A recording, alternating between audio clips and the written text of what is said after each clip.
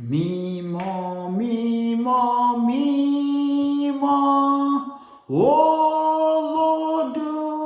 Olódùmarè, ní kùtùkùtù níwọ yóò gbọ́ orin wa.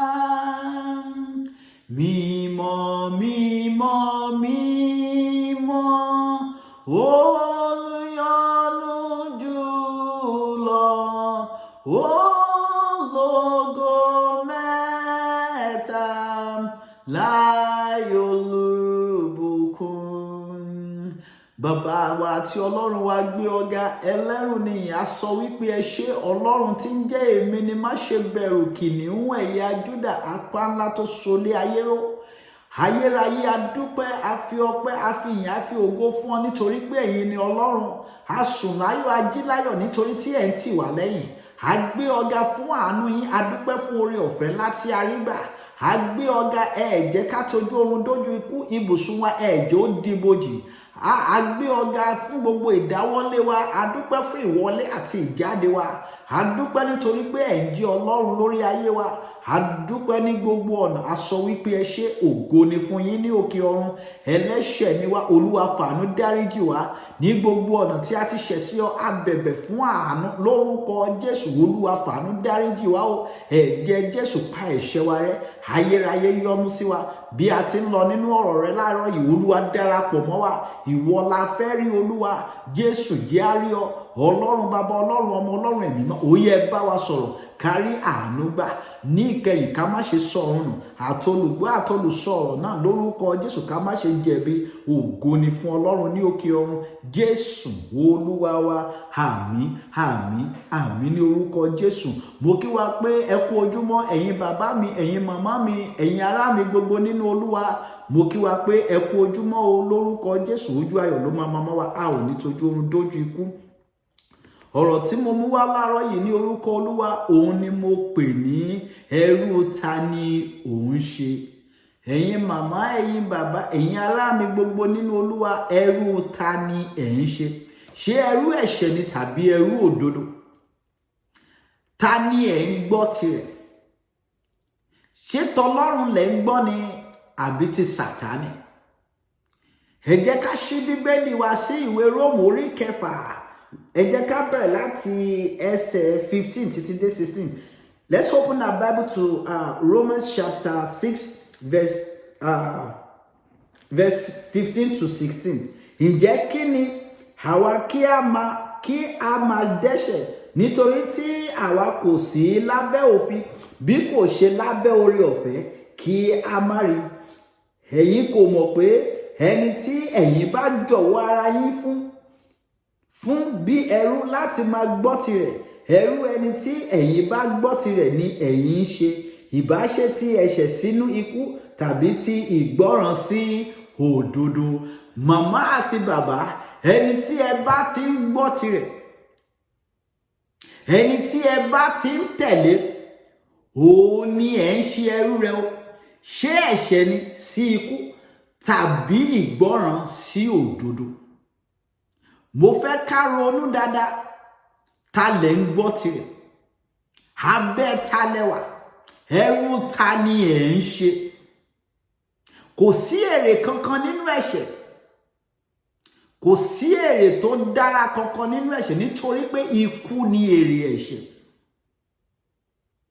Nítorí pé ikú ni èrè ẹ̀ṣẹ̀. Bíbélì sọ wípé gbogbo ẹni tí ń dẹ́ṣẹ̀ ti Sátánì ni. Ẹ jẹ́ ká ṣí Bíbélì wa sí Jòhánù 1 John, Jòhánù kìíní orí 3 ẹsẹ̀ 8. 1 John chapter 3 verse 8. Bíbélì sọ wípé ẹni tí ó bá ń dẹ́ṣẹ̀ ti èṣù ni, nítorí láti àtètèkọ́ṣe ni èṣù ti ń dẹ́ṣẹ̀. Nítorí èyí ni ọmọ Ọlọ́run ṣe farahàn kí ó lè pa iṣẹ́ èṣù. Gbogbo ẹnikẹ́ni tí ń bá ti ń dẹ́ṣẹ̀, àtẹ̀ṣẹ̀ kékeré àtẹ̀ṣẹ̀ tó tóbi, ẹ̀ṣẹ̀ ni ẹ̀ṣẹ̀ ń jẹ́, tí èṣù ni. Ìdí dẹ̀ nìyí tí ọmọ Ọlọ́run fi wá sáyé láti pa gbogbo iṣẹ́ èṣù. Kí ló wá ń dá wa dúró láti jọ̀wọ́ ayé wa fún Jésù? Ìgbádùn wo ló wà nínú ẹ̀ṣẹ̀ tó fi wá lera láti fi sílẹ̀? Ìgbádùn wo ló wà nínú ẹ̀ṣẹ̀ tó fi lera láti kọ̀ sílẹ̀? Ṣé nítorí ohun ayé yìí ni? Mo fẹ́ kẹ́ mọ̀ pé ohun ayé yìí á bá ayé yìí lọ. Gbogbo ohun tó wà láyé yìí, ayé yìí náà ló máa bá lọ. Bó kọ́lé sí gbogbo kọ́ńtírì tó wà láyé, bó jẹ́ pé kò síbi tó ò nílé sí, bó ní owó yẹn tá ò rírú ẹ̀ rí, ayé yìí náà ló mọ̀. Ayé yìí náà ni o. Ayé yìí fún ìgbà díẹ̀ ni. Ó máa dópin ní ọjọ́ kan. Ayé yìí máa dópin ní ọjọ́ kan. Ìwọ tó ń torí ohun ayé, tó ń dá ẹ̀ṣẹ̀ tó jẹ́ pé ti ẹ̀ṣẹ̀ ló ń gbọ́, tó ń sìrò lábẹ́ ẹ̀ṣẹ̀. Mo fẹ́ kó mọ̀ dájú pé ayé yìí ò lọ títí. Mo fẹ́ kó mọ̀ pé gbogbo tó ń fi ẹ̀ṣẹ̀ kójọ yẹn asán lórí asán ni. Mo fẹ́ kó mọ̀ pé ẹ̀ṣẹ̀ tó ń sìrò lábẹ́ rẹ̀ ni ìyẹn ikú ló máa yọrí sí. Ṣùgbọ́n ẹnìkan ti wá sáyé nítorí èmi àti yín. Ẹnìkan jìyà nítorí èmi àti yín. Ẹnìkan rú gbogbo àìṣedédé gbogbo ènìyàn. Ẹ jẹ́ ká jọ̀wọ́ ayé wa fún Jésù. Ẹ má jẹ́ ká torí ohun tá ó jẹ tá ó mu, torí ìgbádùn ayé, torí àti jẹ ọrọ̀ ayé, torí àti lo àwọn nǹkan tó tóbi láyé, ká kọ̀ Ọlọ́run sílẹ̀, ká wá jẹ́ ẹrú lábẹ́ ẹ̀ṣẹ̀. Nítorí pé gbogbo rẹ̀ máa dópin lọ́jọ́ kan. Kí wá ní èrè, kí wá ní àǹfààní pé o jẹun láyé, o lo mọ́tò ńlá, o kọ́lé sí gbogbo country, o kọ́lé sí gbogbo state. Lẹ́yìn ikú, o wá lọ sọ́run àpáàdì. Kí wá ní èrè gbogbo ayé tó jẹ? Kí wá ní èrè gbogbo ọrọ̀ tó ní láyé? Kò ní èrè kankan. Kò sí èrè kankan níbẹ̀. Kò sí èrè nínú pé kò sì rú lábẹ́ ẹ̀ṣẹ̀. Nítorí pé ikú ni èrè rẹ̀. Nítorí pé ikú ló máa já sí. Nítorí pé kò tún sí ohun mìíràn mọ́. Aṣiwèrè kó ọrọ̀ jọ láì mẹ́ni tó máa lò. Ìwọ wá ń pa ènìyàn. Ìwọ wá ń fọmọ ṣẹ́ṣọ́. Ó wá ń ṣàkóbá fọmọ ẹnìkejì ẹlẹ́nu iṣẹ́. Ó wá ń parọ́ mọ́ ẹni ẹlẹ́ni nítorí àti kó ọrọ̀ jọ. Ó ń fìyà jẹ àwọn kan nítorí àti kó ọrọ̀ jọ.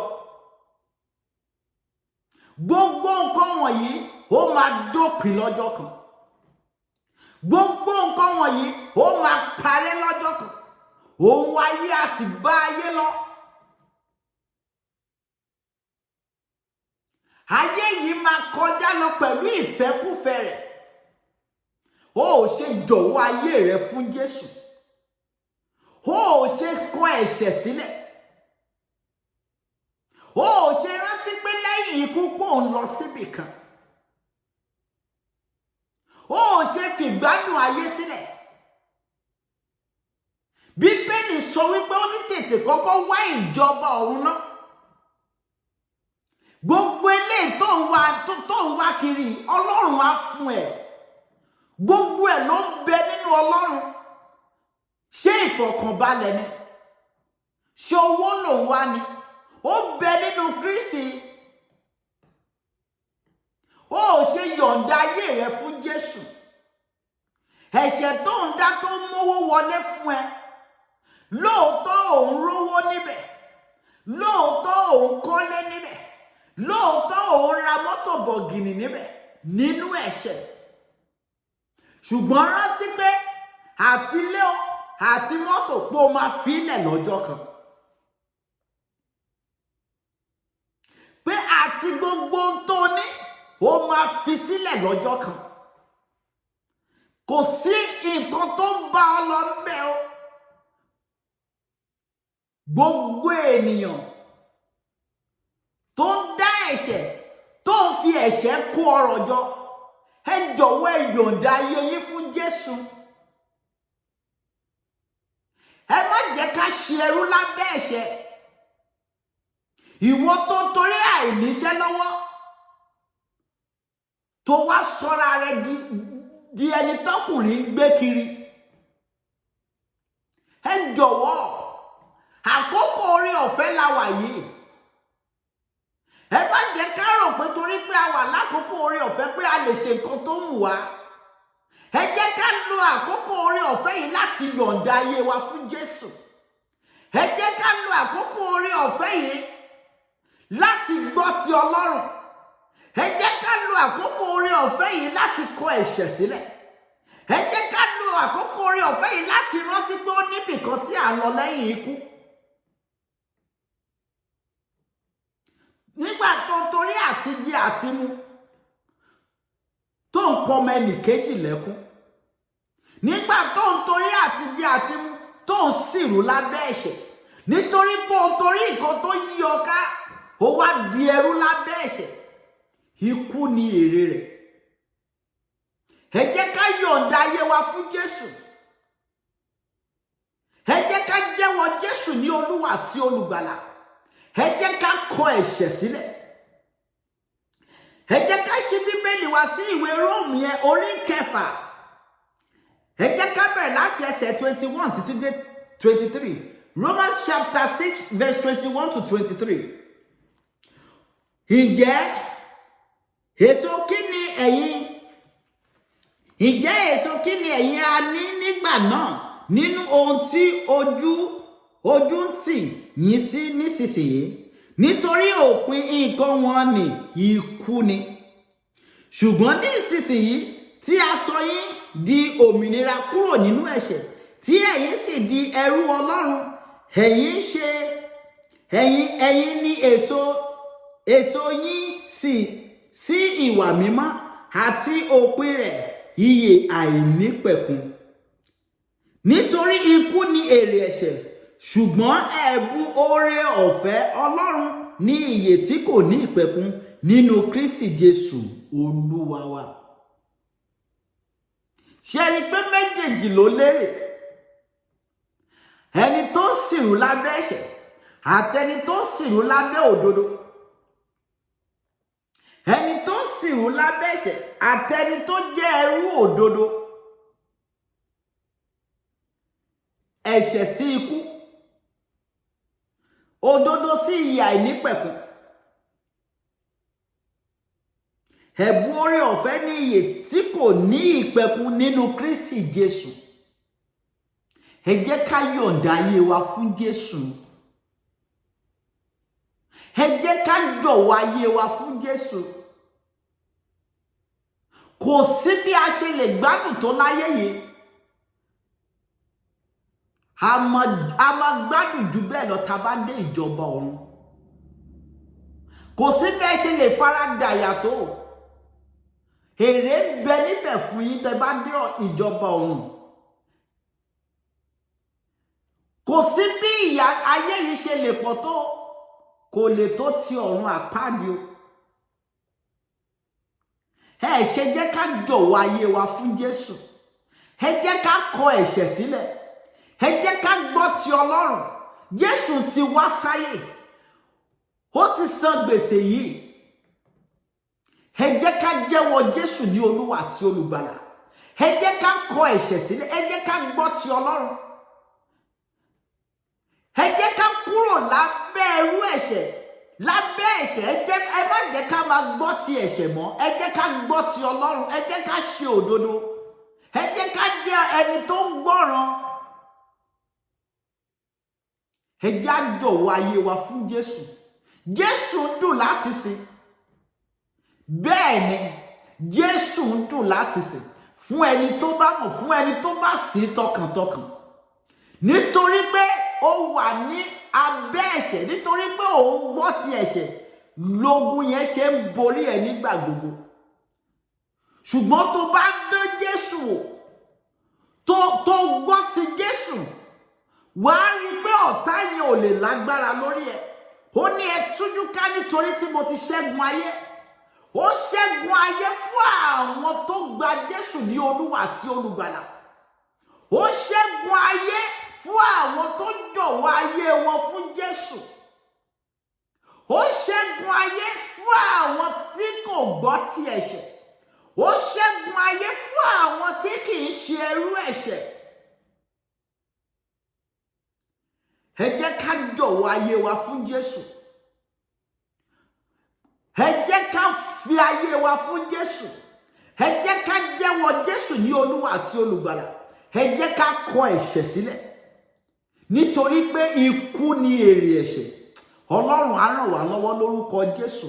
A ò ní sọ ọ̀run nù.